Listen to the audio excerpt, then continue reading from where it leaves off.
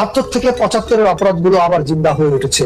আমরা শেখ হাসিনার উপরে রাগ হয়ে মুক্তিযুদ্ধের উপরে রাগ দেখাবো, সেটা কোনটা? আমার তো মুক্তিযুদ্ধের উপরে রাগ লাগে না, আপনার তো মুক্তিযুদ্ধের উপরে রাগ নাই, কিন্তু যারা মুক্তিযুদ্ধের উপরে রাগ দেখায় তারা আসলে কারা? শেখ হাসিনার উপরে রাগের নাম কইরা?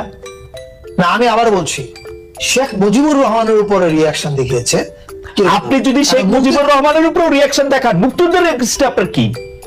আমি আবার বলছি, আপনি কি আমাকে এবং আমাদের সরকারকে যদি বলেন, বা বাংলাদেশ আপনাদের সরকারও তো দেখাই দেয় যে ইউনূস সাহেব দেখাই দেয় হাসিনা রেগে জিগান, মুজিব রেগে জিগান, আমরা তাদের জিগাবো কেন?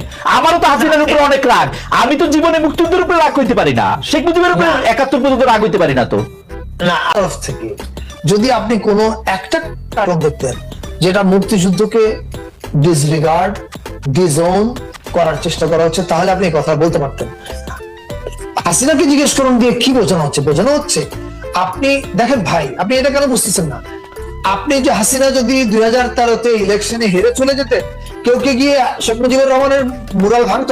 কিন্তু ফারুক ভাই, আমার একটা কথা শুনেন, আমার কাছে আমি নরমাল বুঝি মুক্তিযুদ্ধ শেখ হাসিনার বা উনার বাবার নেতৃত্বে অনেকাংশে মুক্তিযুদ্ধ হয়েছিল, পুরো অংশেই মুক্তিযুদ্ধ হয়েছিল, কিন্তু এটা কারো সম্পত্তি না রে ভাই, মুক্তিযুদ্ধ আমাদের সবার। আমরা তো বলছি, আমি হাসিনার উপর রাগ হইছি, আমি মুক্তিযুদ্ধের লোক আমার কি?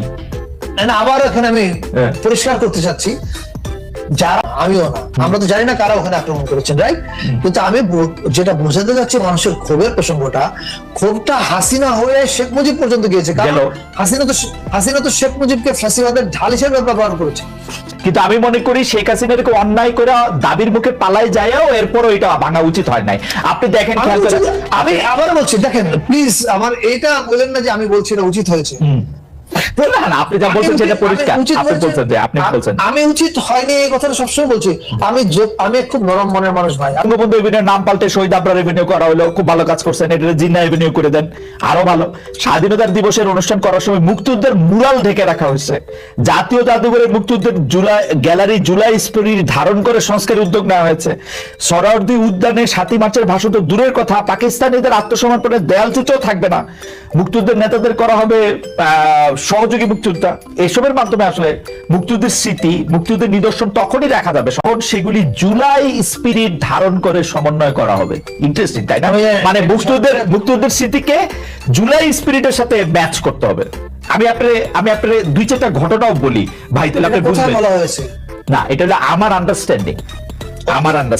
এই জন্যই কি সরকারি বেসরকারি উদ্যোগে এই দাবিগুলি করা হচ্ছে কিনা ছোট ছোট জায়গায়, যে মুক্তিযুদ্ধের ইতিহাস, মুক্তিযুদ্ধের স্মৃতি, মুক্তিযুদ্ধের নিদর্শন তখনই রাখা যাবে, প্রদর্শন করা যাবে যখন যেগুলি জুলাই স্পিরিট ধারণ করে। মানে আপনার রিডিংটা কি ফারুকী ভাই? মানে আপনি কি?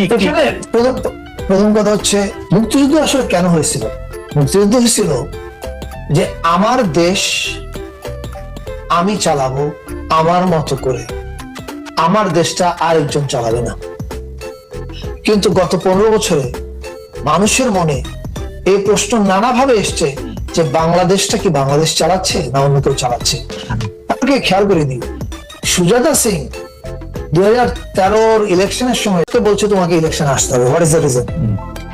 বাংলাদেশ থেকে কি আমরা কি রাহুল গান্ধীকে বলি যে তোমাকে ইলেকশন আসতে হবে? এভাবে তো, তার মানে কি? তার মানে আপনি দেশটাকে এক্সপোজ করেছিলেন কমপ্লিটলি। আপনি কিছু কিছু জিনিস সারেন্ডার করেছিলেন। আপনি বলতে, আমি বলছি সরকারকে, তৎকালীন সরকারকে।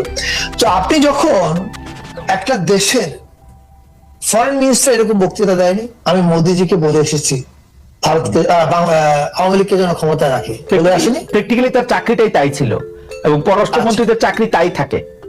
আচ্ছা, এবার ওবায়দুল কাদের বলেননি কথা? এটা সবাই বলেছে, তলে তলে সব হয়ে গেছে। এখন এইটার অর্থ কি? এটার অর্থ আপনার দেশটা আপনি চালাচ্ছিলেন, আপনার দেশটা চালাচ্ছিল অন্য আরেকটা দেশ। এটা মুক্তিযুদ্ধের complete compromise. Absolutely. Professor Yunus যখন উনি চিফ অ্যাডভাইজার হিসেবে দায়িত্ব নেননি, বা নিয়েছেন হয়তো, বা আমি ঠিক এখন এক্সাক্ট সময়টা মনে নাই, এনডিটিভিতে একটা ইন্টারভিউতে উনি একটা কথা বলেছেন, এই যে মুজিবের মূর্তি বা মুরাল কেন ভেঙে ফেলা হচ্ছে, তখন উনি বলেছিলেন যে এই প্রশ্নটা শেখ হাসিনাকে করুন।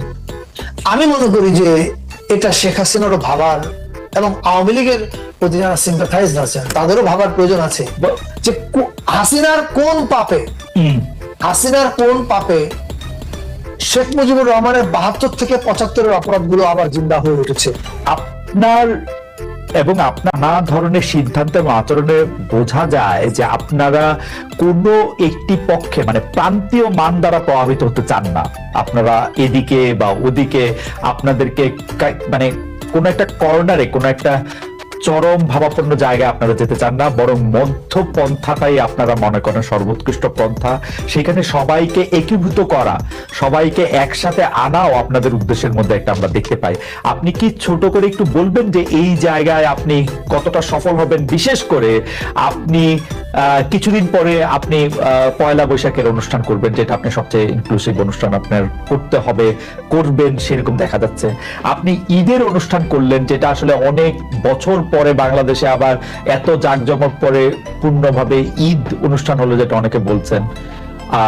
তো আপনি কিভাবে বাংলাদেশের মতো বাংলাদেশের মানুষ আমরা যেখানে দ্বারা প্রভাবিত, সেখানে আপনি মাঝ রাস্তায় হাঁটতে কতটা সক্ষম হচ্ছেন, বা মাঝ রাস্তায় আসলে হাঁটতে চাচ্ছেন কিনা?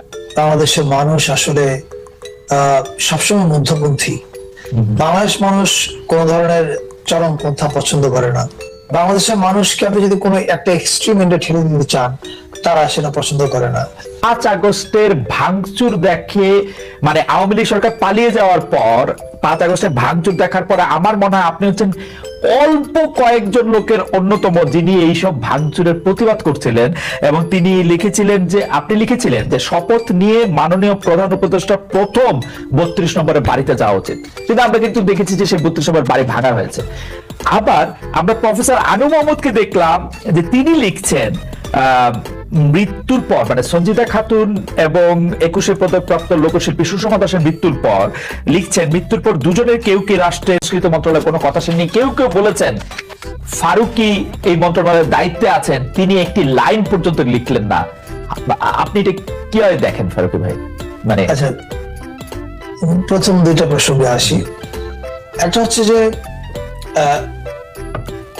সবগুলো জিনিস আমাদের একটু কনটেক্সটে দেখলে আমাদের বলতে এবং বুঝতে সুবিধা হবে।